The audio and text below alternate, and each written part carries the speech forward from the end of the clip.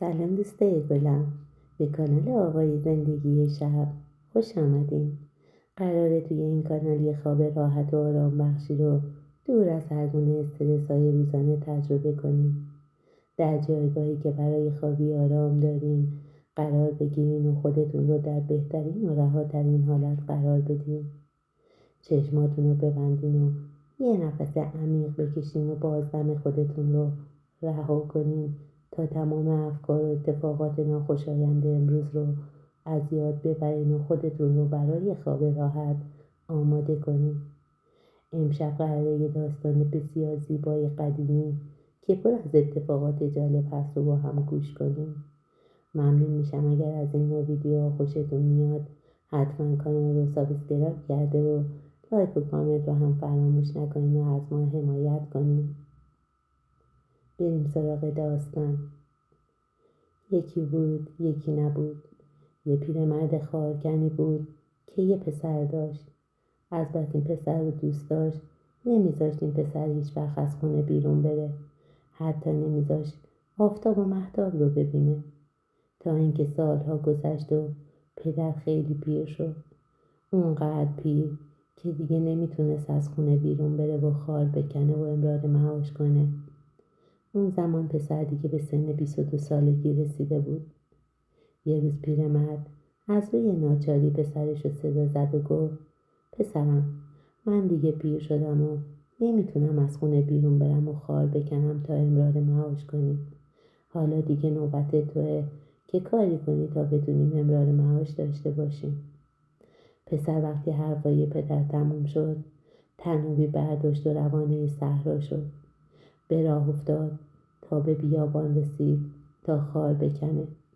پسر وقتی به بیابان رسید و خواست مشغول کندن خارها بشه، چون تا اون سن و سال دست به کاری نزده بود نمیتونست درست کار کنه و خار بکنه.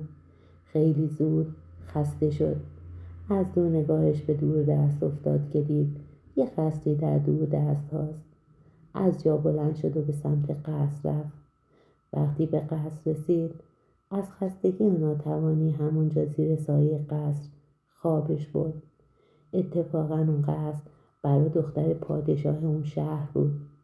دختر پادشاه که برای قدم زدن از قصر بیرون اومد نگاهش به جوان افتاد. دید جوانی بسیار زیبا در سایه قصرش خوابیده. یکم که به پسر نگاه کرد جذب صورت زیبای پسر شد. از زیبایی پسر مات و مبهوت شده بود و یه دل نه 100 دل عاشق پسرک شد. از بس مجذوب صورت ماه پسر شده بود اصلا فکر نکرد که اون پسر کیه. جلوتر رفت و از عمد یه دونه مروارید از کنار لباس زیباش که تنش بود در آورد و به صورت پسر انداخت. پسرک با ضربه دونه مروارید به صورتش از خواب پرید. نگاهی به بالای قصر انداخت و دید دختر زیبایی بالای سرش ایستاده. دختر پادشاه که دید پسرک به سمتش میخکوب شده ازش پرسید: تو کی هستی؟ از کجا اومدی؟ پسر جواب داد: من پسر پیرمرد خارکنم. تا به حال کاری نکردم و حتی از خونه بیرون نیومدم، ولی امروز پدرم گفته برو و یه کوله خار بکن و بیار تا ببریم بازار شهر بفروشیم و امرار معاش کنیم. منم با این تناب و تبر اومدم تا یه کوله خار جمع کنم و ببرم، ولی چون هیچ وقت هیچ کاری نکردم نتونستم کولم رو پر کنم و ببرم. یکم که گذشت خسته شدم و از خستگی وقتی به قصد زیبای شما رسیدم خوابم برد. حالام که چند ساعتیست که از خونه بیرون اومدم نه توان خار کندن دارم نه روی برگشتن پیش پدرم. پسر خارکن به قدری زیبا و خوش‌هیکل بود که چشم و دل دختر پادشاه رو جذب خودش کرد و دختر پادشاه قلب و دلش رو به پسر باخته بود. همون لحظه چند تا دونه مروارید به پسرک داد و گفت ببر بده به پدرت تا با این مرواریدها امرار معاش کنیم. پسر خارکن مرواریدها رو از دخترک گرفت و با خوشحالی به طرف خانه و به نزد پدرش به راه افتاد. وقتی به خانه رسید و پدرش دید که پسرک دست خالی به خانه برگشته، بدون اینکه از پسر سوالی بکند شروع کرد به داد و فریاد زدن سر پسر. به پسرش گفت: ای پسر بی‌حوصله، تو از صبح رفتی و حالا دست خالی برگشتی. چرا خار نکندی؟ امشب هممون باید گرسنه بخوابیم. پسرک رو به پدرش کرد و گفت: پدر، چیزی براتون آوردم که از 1000 تا کوله خار بهتر و با ارزش تره. بعدم دست کرد و دونه های مرواریدی که دختر پادشاه بهش داده بود رو به پدر و مادرش داد و گفت: بیا پدر، اینها رو ببر بفروش و صرف امرار معاش کنیم. پدر و مادر پسر مرواریدها رو از پسرک گرفتن و با خوشحالی به فکر چطور استفاده کردن از مرواریدها شدن. چند روزی که گذشت، پسر خارکن که خودش هم عاشق و دلباخته دختر پادشاه شده بود، رفت و به مادرش گفت: برو پیش پادشاه و هر طوری میتونی دخترش رو برام خواستگاری کن. مادر با تعجب رو به پسرش کرد و گفت: پسرم، ببین، تو و دختر پادشاه فرق زیادی دارین با هم. تو پسر خارکنی و اون دختر پادشاه. هیچ وقت چنین فکری رو نکن، چون مطمئنم پادشاه هیچ وقت راضی به این وصلت نمیشه و دخترش رو به تو نمیده. پسرک گفت: ببین مادر، من هرگز نمیتونم فکر دختر پادشاه رو از فکر و ذهنم بیرون کنم. اگر قبول نکنی که بری و با پادشاه در مورد دخترش صحبت کنی، من از این شهر رو از پیش شما میرم، چون نمیتونم دیگه تو این شهر رو با فکر دختر پادشاه زندگی کنم. مادر پسرک که تنها همین پسر رو داشت و بهش وابستگی زیادی داشت، نمیتونست هرگز دوری پسرش رو تحمل کنه و مجبور شد بره پیش پادشاه خواستگاری. وقتی رفت و پادشاه رو دید، همه جریان عشق و عاشقی پسرش رو برای پادشاه تعریف کرد. به پادشاه گفت که پسرم عاشق و دلباخته دختر شما شده و باید شما دخترت رو به پسر من بدید. با حرفایی که مادر پسرش زد، پادشاه از مدل خواستگاری زن خارکن ناراحت شد، ولی چیزی نگفت. پیرزن برگشت و جریان رو به پسرش گفت، ولی پسرش زیر بار بی‌اعتنایی پادشاه نرفت. چند بار مادرش رو به خواستگاری و نزد پادشاه فرستاد و هر بار مادرش میرفت و همون حرفای روز اول رو برای پادشاه تکرار میکرد.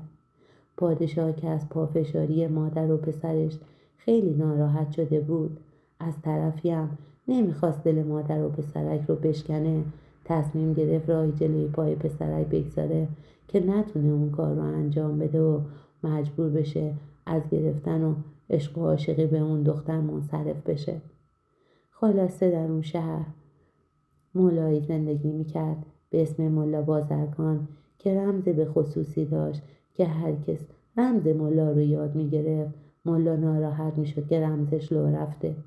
اون فرد رو به خاطر همین میکشت. اون روز پادشاه به پسر خارکن گفت: ای پسر، اگه تو راست میگی که عاشق و دلباخته دختر من شدی، من شرطی دارم که باید آن شرط رو به جا بیاری. اگه تو بتونی شرط منو به جا بیاری، منم قول میدم که دخترم رو بدون هیچ چون و چرایی به تو بدم. پسر خارکن در جواب پادشاه گفت: باشه پادشاه، هر چی بگین، هر چی بخواین، من همون کارو میکنم. پادشاه گفت: تو باید بری پیش ملا بازرگان و رمز ملا رو یاد بگیری. وقتی رفتی و رمز ملا رو یاد گرفتی، اون وقت دختر من مال تو خواهد شد. پسر خارکن با خوشحالی شرط رو پذیرفت. روز بعد رفت نزد ملا بازرگان و شاگردش تا رمز ملا رو یاد بگیره. در این حین که مشغول یاد گرفتن رمز ملا بود، دختر ملا چند باری با پسرک روبرو شد و اونم عاشق پسر خارکن شد. دخترک که پیش خودش فکر میکرد که اگه پسرک رمز پدرش رو یاد بگیره، پدرش حتما اون پسر رو میکشه، به خاطر اینکه طاقت نداشت مرگ اون پسر زیبا و بیگناه رو ببینه، جلو رفت و به پسر گفت: ببین پسرک خارکن، هر وقت که رمز پدرم رو یاد گرفتی و پدرم ازت خواست که رمزش رو بخونی، تو ازش بپرس سفیدش را بخوانم یا سیاهش را. هرچی ازت پرسید فقط همین کلمه رو در جواب پدرم بگو. اون وقت پدرم فکر میکنه که تو چیزی از رمزش یاد نگرفتی و چیزی نفهمیدی. اون وقت تو رو آزاد میکنه و تو میتونی هر جا که دلت خواست بری. اگه پدرم بفهمه که تو رمزش رو یاد گرفتی، حتما بدون هیچ چون و چرایی تو رو میکشه. پسر خالکن وقتی فهمید موضوع شرط پادشاه و رمز ملا بازرگان از چه قراره، از دختر کلی تشکر کرد. چند روزی که گذشت و پسرک خالکن هر روز برای یادگیری رمز ملا بازرگان به خونه اونا میرفت، یه روز ملا بازرگان خواست تا پسرک را امتحان کنه. وقتی بازرگان پسر رو صدا زد، پسر خالکن همون لحظه حرفای دختر بازرگان یادش افتاد. ملا رو به پسرک کرد و گفت خب بگو ببینم، حالا که رمز منو خوب یاد گرفتی بخون تا گوش کنم.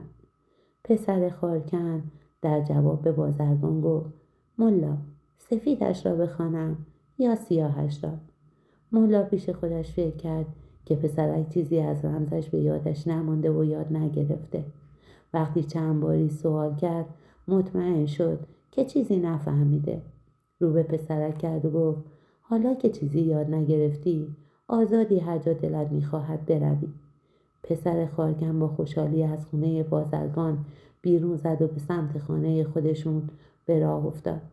وقتی به خانه رسید با تعجب دید که وضع زندگی پدر و مادرش خیلی خراب شده و هیچ خرجی ندارن. پسرک رو به پدرش کرد و گفت من اسب میشوم، تو منو ببر بازار و بفروش، ولی به شرطی که افساری که دور گردن من هست رو پس بگیری، مبادا منو با افسار بفروشی. خالکن که فهمید پسرش یه رمز مهمی رو یاد گرفته، حرفی نزد و از جا بلند شد و افسار اسب رو دور گردنش انداخت و به سمت بازار شهر به راه افتاد. اسب رو در بازار فروخت و طبق قولی که به پسر داده بود افسار اسب رو باز کرد و به خانه برگشت. وقتی به خانه رسید دید پسرش زودتر از خودش به خانه رسیده، ولی حرفی نزد، سوالی نکرد. چند روز بعد دوباره پسر شبیه گوسفند شد. پدرش باز افسار گوسفند را گرفت و به سمت بازار به راه افتاد تا گوسفند را بفروشد. اتفاقا در بین راه ملا بازرگان پیرمرد و گوسفندی که افساری به دست پیرمرد بود را دید. تا چشم ملا به پیرمرد و گوسفند افتاد آنها را شناخت. فهمید که این گوسفند همان شاگرد خودش است. پسر پیرمرد خالکن به طوری که رنگ از صورت ملا پرید و نزدیک بود صیته کند. به هر صورتی بود ملا جلوی خودش رو گرفت و پیش خودش گفت این پسر رمز منو یاد گرفته و حالا هر طوری هست باید او را از پدرش بگیرم و بکشم. برای این کارم باید گوسفند را از پیرمرد خالکن بخرم. جلوتر رفت. از پیرمرد خالکن پرسید این گوسفند را چند می‌فروشی؟ پیرمرد جواب داد 100 تومن. ملا بازرگان ناچار 100 تومن داد و گوسفند را از پیرمرد خالکن خرید. ملا تا آمد گوسفند را بگیرد، پیرمرد افسار از گردن گوسفند در آورد و به ملا نداد. ملا که میدونست رمز کارش در همین افسار است به پیرمرد گفت پیرمرد، افسار گوسفند رو بهم بده.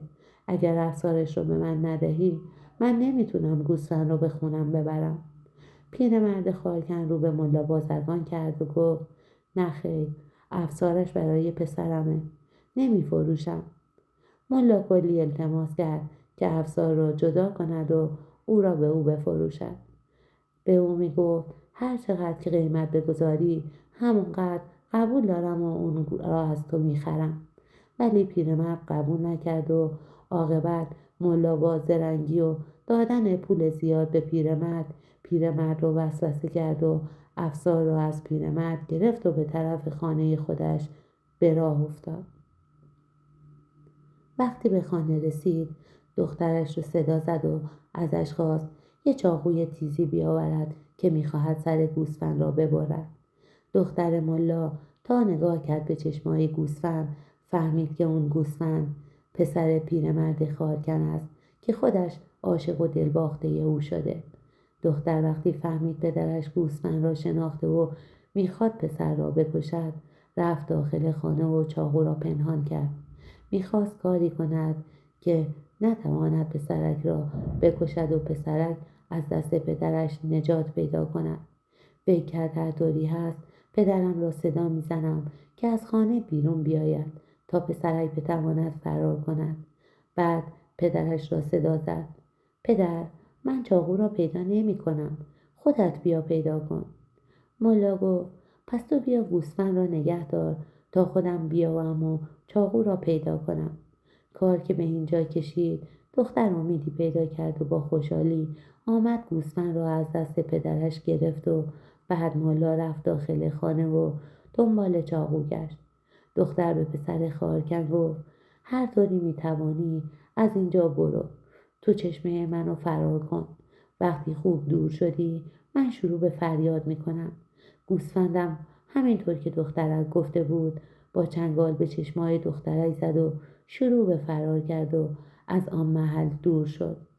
دخترک وقتی دید گوسفند حسابی دور شد شروع به فریاد کرد و به پدرش گفت گوسفندت با چنگالش زد تو چشمانم و فرار کرد. ملا که از فرار کردن گوسفند حسابی ناراحت شده بود وردی خواند و شبیه گرگ شد و به دنبال گوسفند به راه افتاد. گوسفند که همان پسر خارکن بود دید که ملا شبیه گرگ شده و به دنبالش می‌دود و چیزی نمانده که به او برسد و او را پاره کند. او هم سوزنی شد و زمین افتاد. ملا که دید گوسفند سوزنی شد و زمین افتاد، او هم الک شد و شروع کرد به الک کردن خاک. پسر خارکن دید که الان داخل الک گیر می کند. کبوتری شد و به هوا پرواز کرد. ملا هم باز شکاری شد و به دنبالش افتاد. پسر خارکن که دید بازم چیزی نمانده که ملا به او برسد، اناری شد و روی درختی نشست.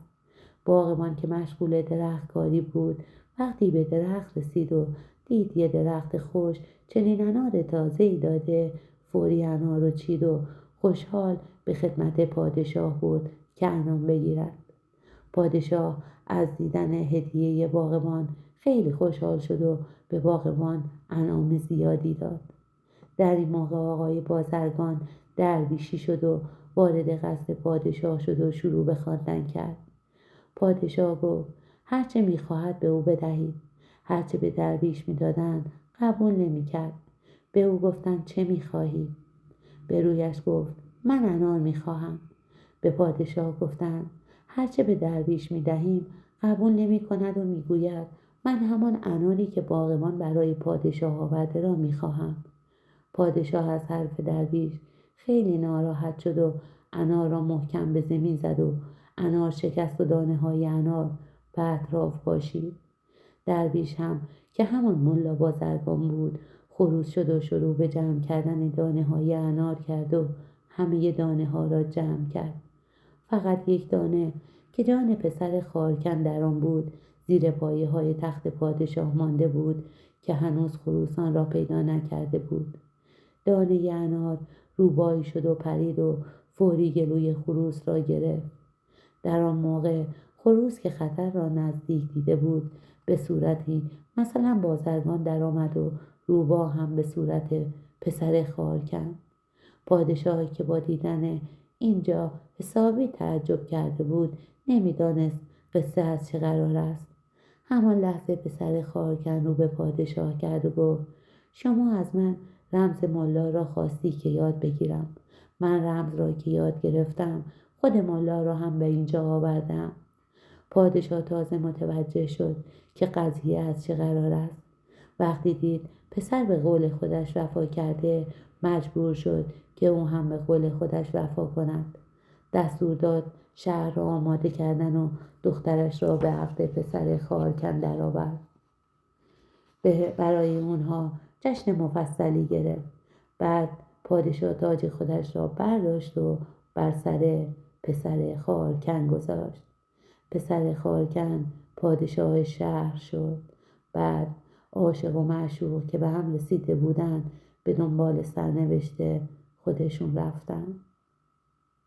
این بود داستان زیبای قدیمی از سری داستانهای پادشاه و رمز ملا بازرگان. امیدوارم از شنیدن این داستان خوشحال شده باشی و خوشت اومده باشه و خواب چشم‌ها و پلکای زیبات رو سنگین کرده باشه. ممنون از اینکه تا آخر این داستان همراه هم بودی. تا داستان بعدی شما رو به خداوند می سپارم. عزیزه دلم، اگر از داستان امشب خوشتون اومد و از این سری داستانها دوست دارین، لطفاً کانال ما رو سابسکرایب کنین و برای حمایت از ما لایک و کامنت هم فراموش نشه. ممنون از این که ما رو حمایت میکنین و به ما دلگرمی میدین. خدا یار و نگهدار